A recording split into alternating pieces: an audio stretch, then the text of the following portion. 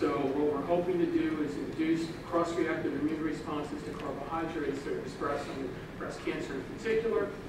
But it's also found in these types of carbohydrates because of the broad spectrum nature, and we'll talk a little bit about that this morning.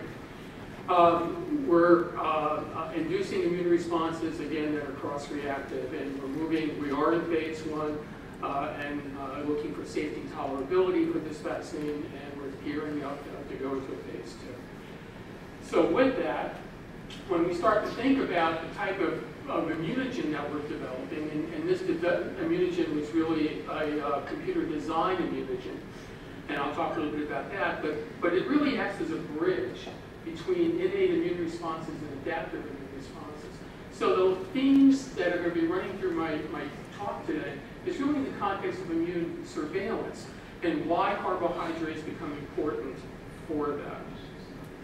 So of course, when we think of immunotherapeutics, we always think of a rejection strength response, but do we really need this? So when we start to think about immune surveillance, perhaps what we're seeing is a little bit of antibody as an example, even though we think of T cells, and since we live in a T cell chauvinistic society for cancer, but antibodies do play a role. But the joke is, when we start to think about immune responses to carbohydrates and how we see them to pathogens, maybe we need a broader spectrum of antibodies, and maybe more, it does not mean better. That in fact, that there's a lot of different signaling mechanisms that are mediated by carbohydrates in tumor cells, maybe you want to hit every one of those. So it may turn out that while we, as physical chemists, like to think of things for high affinity, maybe you don't need it. In this context, then, we're always thinking about maximizing anti-tumor activity through vaccination. And again, we don't necessarily need that, and we've learned that lesson perhaps through innate immune surveillance. And of course, the last couple of days, we've heard old stories, coming back in various talks. But there is an old story for immune surveillance developed by Thomas and Burnett from 1957, which we've totally ignored until maybe the last 3 or 4 years when we start to think about NK cells, the expansion of NK cells ex vivo, and then putting them back into patients again. But why do we ignore this when we see this all the time? How do we better capitalize on those on innate immunity? Well, one way of capitalizing on them are carbohydrates, and this is like the molecule that people love to hate, right? Because they're hard to work with. Recently, the last 10 years, maybe let's say 7 years, they become easier to synthesize. So you have a variety of carbohydrate-based vaccines. Certainly, they play a tremendous role in all kinds of different activities for cancer cells. But from an immune surveillance point of view, they have a particular glycosylation pattern that changes in the onset of cancer. The phenotype itself allows for targeting. And interestingly enough, when we think of tissue rejection, which is what we're trying to do with cancer, carbohydrates are really the guys that are involved. And we can think of this as the anti-gal response. So when you look at xenotransplants, the first thing you see is our anti-gal, which is 1% circulating antibody. Go for those cells, target, kill any of those transplants.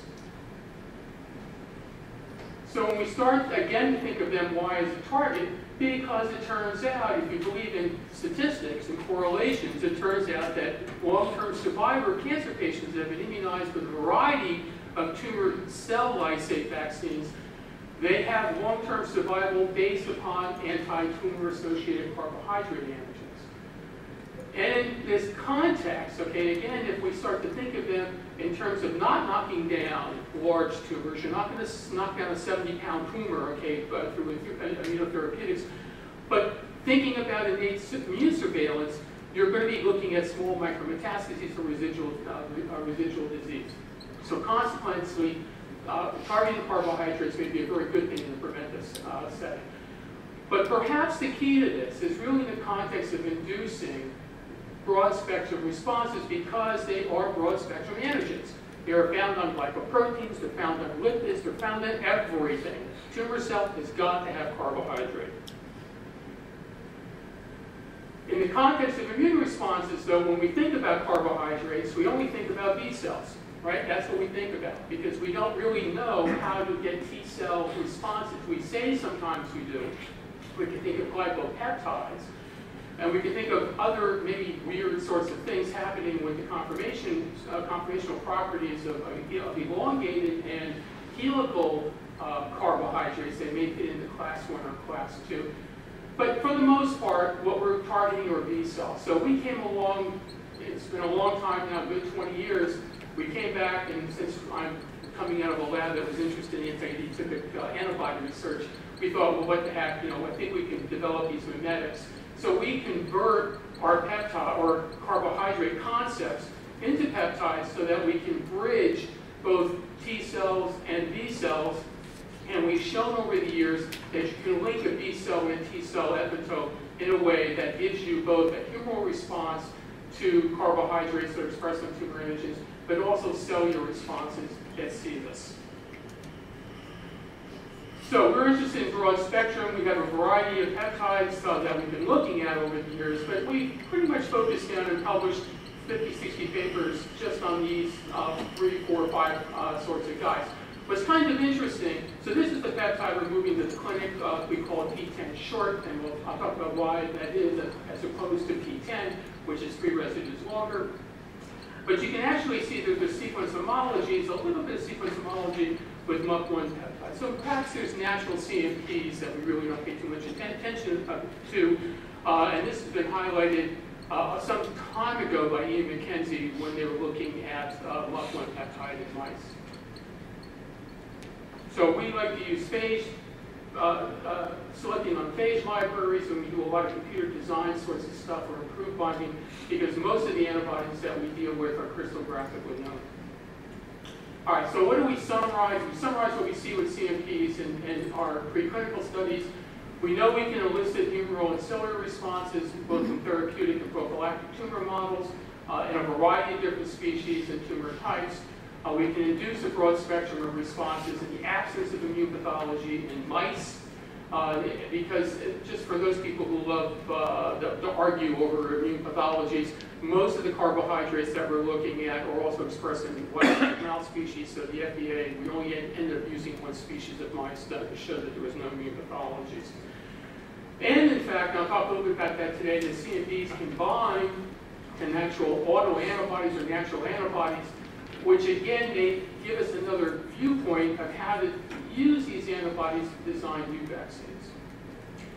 Okay, so one of the pivotal experiments that we did several years back was basically taking a mimetic, we called it 106. If you immunize a well-tied mouse, you start pulling out splenocytes or T cells, you stick them into an athymic animal where you have a tumor growing, and you can see, the proof is in the pudding, that this tumor disappears, and this is the control. So in reality, we're able to induce a cellular response, okay, that targets what the basis of this, whether it's a natural process glycopeptide. We've published little papers on why that may be. So in our particular case, we're moving P10 short, or P10S. We've attached it to Padre. We're using montanide ISA51 as the adjuvant. And when we look at our flow through, we had a discovery phase, and we'll talk a little bit more about that today, about the structural design concept. We brought it through preclinical studies, all done at UAMS. We had the GMP manufacturing done by a variety of individuals. For a safety study, there's no adverse effects in mice. We prepared IND. This was a 1,600-page document that was finally approved by the FDA with only about 6 questions, okay, that they put forward. And we're in phase 1 in high-risk breast cancer patients with stage 4 breast. So 1 is this.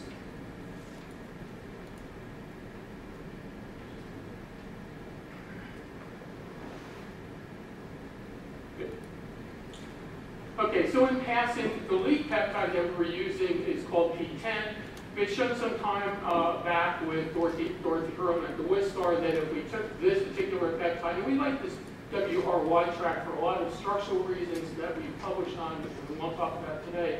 But we like this type of track within our peptides, and you get an immune response. Okay, so if you immunize, you challenge either with tumor cells, and these are EL4 cells, in C57-WAC6, or you challenge, or you immunize or prophylactically, or I'm sorry, therapeutically give transplant with tumor and immunize with peptide and all kinds of other weird stuff to it. By giving cyclophosphamide IL-12, you can bring down tumors. So we saw this, we liked this peptide, it was fine, it was a fine peptide. But it was found against, from screening a random peptide library with a monoclonal called ME361, which is anti-GD2/GD3, which was developed at the Wistar, but we know the crystal structure of this. So we thought, maybe we need to get a better understanding of the structural properties or the fidelity of mimicry between this peptide and carbohydrate. We don't really, people talk about peptide mimics, anti-AD type mimics and the like, but most time, you can have something competing and something immunizing and some sort of response, but you have no clue, okay, as to how any of this works. So we decided that this perhaps is a better model to understand some of the structural features. And in passing, of course, we got our typical Th1 type response with that P10 peptide.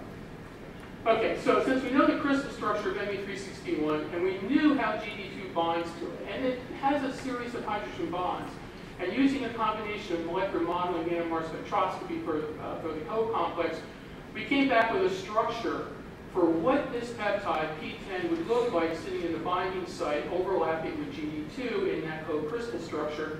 And you can see there's only 2 shared hydrogen bonds, but this guy has nothing to do, okay, with the stereochemistry, okay, that's there.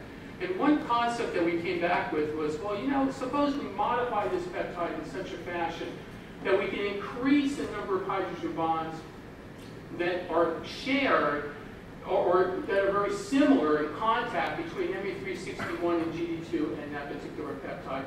And we realized that if we just knock off the first 3 residues, that in fact this thing will fold up in solution, and again, via NMR and molecular modeling, it turns out that this thing much better fits over the binding site, and the blue part here is what GD2 looks like in that antibody binding site.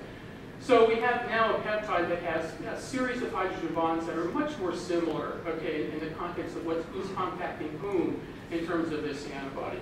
And if this was really a more fidelity, we should be able to see an increase in GD2 responses if we immunize with that peptide. And that's basically what we see. So as we were doing a set of immunizations, we looked for a variety of immune responses to the ganglioside, since ME361 is kind of sloppy in what it binds to. And sure enough, in all cases, for GD3, GD2, GM2, we see a higher population of antibodies that are cross-reactive to P10S. And what's really interesting to me is in the context of looking at the profile of the anti-P10S serum that was induced, binding to a variety of different tumor cells relative to ME361. So in fact, even though we don't know what clone this is, when you start to think about it, right? It's like, is this the most frequent clone? You're not quite sure. But in reality, there's a good correlation between what ME361 sees and what this anti-P10S serum also sees on these cells. And then, too, if one looks at cross-reactive serum binding and flow, certainly we see increased binding of P10S serum binding to W793 cells, which are melanoma line, okay, relative to immunization with P10 itself, even though P10 it works. But more interesting for us, right, is the polyspecificity of mimicry, right? We developed this particular peptide in the context of trying to broaden this response. So when we go to look at glycan arrays, and you take serum, okay, that from immunized animals, or serum from immunized individuals, or from IVIG, and you start to ask, what else does it see, right? You can use the glycan array from the consortiums to get a better feeling of the type of carbohydrates that this may be cross-reactive with. And it's just another view of that from the enrichment, both for disaccharide as well as monosaccharides and more complex dyes that are found on tumor cells. Okay, so switching gears just a little bit, we know we can induce antibody. We know those antibodies do something, but what else does it do? Right? So one of the things that we found with P10S, that in reality, if you immunize, we see tumor regression. Okay, so how is that coming about? Is that coming about from ADCC, CDC, apoptosis, everything else that we've ever seen over the years with CMPs? But we saw something a little bit different with P10 short. So on the one hand, we start to see some IgM leakage, okay, and in tumor slides, right? So this is animals without P10S or not been immunized, and we see P10S. And you sort of sit back for a second and say, well, what the heck, what does this mean? Is this like not a very good thing, right? So we don't really understand exactly what IgM is doing and why there's so much of it that's going into the tumor. But kind of intriguingly, we also see NK cell infiltration. And there's people who talk about, okay, the idea of linking IgM responses with NK. And there's animal models that sort of support those relationships, even though we don't quite get why that would be. And this is probably one of the best pictures you'll ever see in the context of immunization and NK infiltrates into tumors as resolved with anti-sialyl-Gene 1. And then we've also shown that if you take animals and you deplete using anti-sialyl-Gene 1, you deplete NK cells, you see a change in tumor growth inhibition, which again implies that you have to have immunization and NK cells working together. Okay, so again, from our preclinical perspective, okay, we can induce humoral and cellular responses. Part of that cellular response is actually NK activity in addition to some cellular or T cell responses. And again, we have this notion that perhaps we can think about things from a vaccine design if we think that they're binding to natural antibodies. Okay, so our protocol then, as we went from our GLP studies, we immunized people 5 times. So weeks 1, 2, 3, we wanted to hyperimmunize it to drive the IgM response, followed by boost at week 7 and again at week 19. And we went with a 3x3 protocol design. Okay, so this is just snapshots of data that's just coming off. It's coming off, this came off this past week, okay, with a particular patient. I just started to show it out there. And this simply highlights the idea that if you immunize with peptide, clearly you get an anti-peptide response in patients. All right, so you both get an IgG response, and we're getting an IgM response. IgM is probably around 3,200. IgG is probably about 6,400. So it's not a whopping response, but it's there. And this is, I believe, this is after the 3rd immunization or the 4th immunization for this individual. So we're getting some responses there. More intriguingly, and perhaps not unexpectedly, what we want, okay, is that there is cross-reactivity with tumor cells. So this is on a SKVR3, which is the HER2 positive one.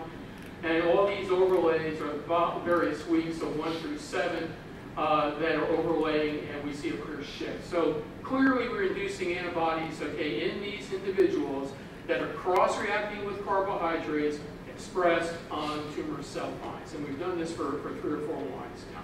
So we're getting the type of response that we are expecting to see. These patients are now stable. They're on various, some are HER2 positive, some are not. They're on different chemotherapies, but right now they're all stable. So we're kind of excited about that. Okay, now if you make a, so what do these antibodies do, right? So one way of getting to them, we had made columns of these with these peptides and passed over IVIG, right? So we want to get a better feeling for the types of antibodies that are perhaps, generally speaking, that are out there from a natural immune repertoire point of view.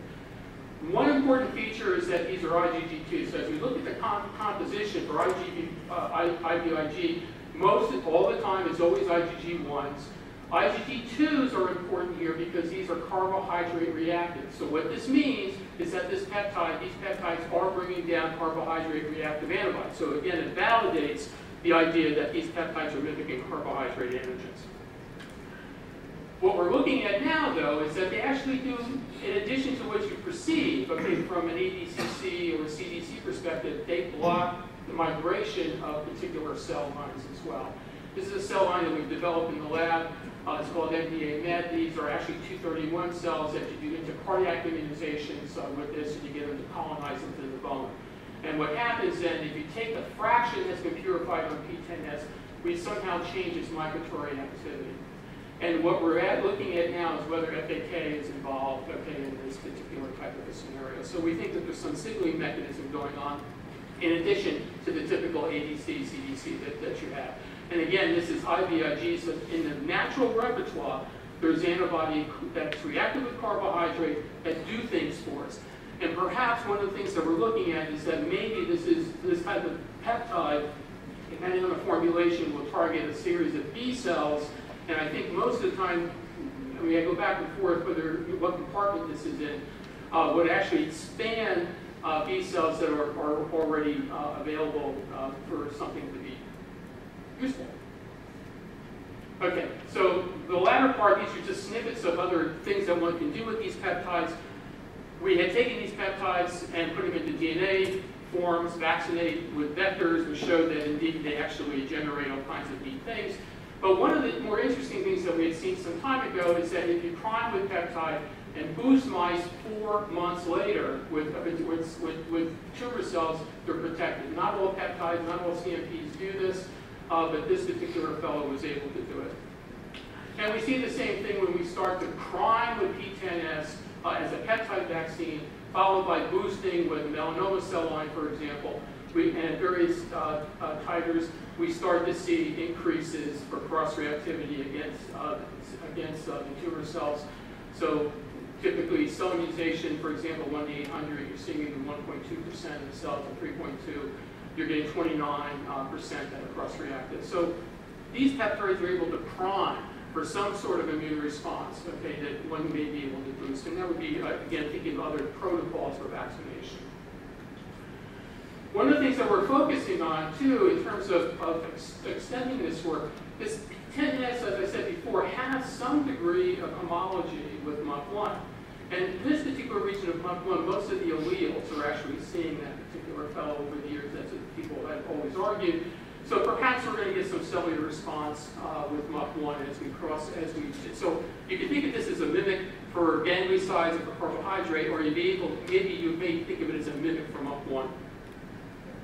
Okay, to summarize and passing from an immune surveillance point of view, this is my last slide, there's things that we have to think about, right? So if we think we're going to invoke immune surveillance as part of our arsenal, okay, for targeting or for some sort of immunotherapeutics, we're going to have to change our thinking, right, in many respects, because we like cause and effect sorts of stuff. You know, we like one antibody that sees one target. You know, we like one, new drug, targeting this guy, right? And anytime, we see multiple things happening, multiple pathways being affected, we get indigestion, right? And that's the way the way we're wired as scientists.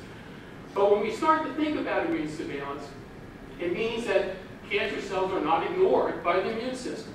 They have to be seen. And the joke is, we know this, right? If you take a mouse, you put a tumor cell in the mouse, you excise that tumor cell, right, and you re-challenge that mouse is protected. That means that there was an ongoing immune response, right, and we ignore it. We talk about tolerance and all this other crap, right? But in reality, tumor cells generate immune responses. We just have to capitalize on that. They're not just passive targets, okay, for anti-tumor responses. You don't necessarily have to have strong responses, right, but they're not necessarily weak because of immunological ignorance. There's no such thing as a unique antigen.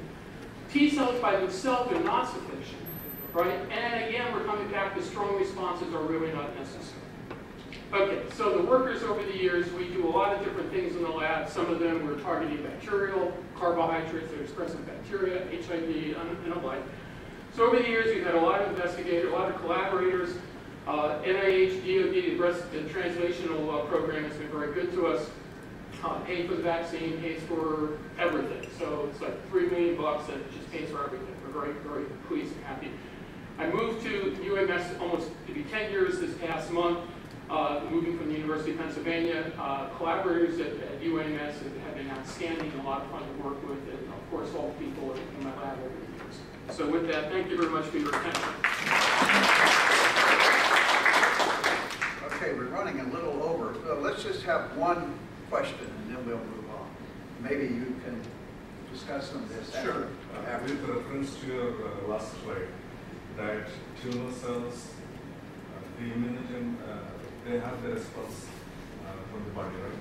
So, but don't you differentiate between different types of cancer cells? All cancer cells have carbohydrate antigens, right? No, what I mean to say, if they are highly metastatic, they can't escape the immune response. Correct. And, I mean, obviously they do. If you were always protective, right, if something happens, right, and something goes askew, right? Sure, so sure. Whether these are for Tregs, no, but initially, when they are less metastatic or kind of malignant. I would Yes. argue they are tumorigenic or they're immunogenic, and I would argue, okay, that the immune system keeps them in check. I mean, that's why today you don't have cancer, or I don't have cancer too. But something happens. Absolutely. Okay, something happens at some point. But the last thing is that when it becomes highly metastatic, definitely they have the ability to escape the immunogenic. Right. You can think of that as from an immune editing point of view. You can think of all kinds of different reasons, but they do escape. Sure. Because you said we don't have cancer because our cells are kept in check. But those who have cancer, the cells not be kept in check. Exactly right. Something happens. So there are other things. The immune system by itself is not sufficient. Okay, obviously, otherwise you'd be protected, right? But that changes. It doesn't negate the fact that there's an immune response. You just have to figure out how to capture and get that immune response up and running again. Whether you use checkpoint, so sometimes you have anti-checkpoint antibodies, okay, that may seem to work well for us now, right? So it doesn't necessarily mean, okay, that you have to. You may have to restart the immune system or boost the immune system, but you're going to have to look at something.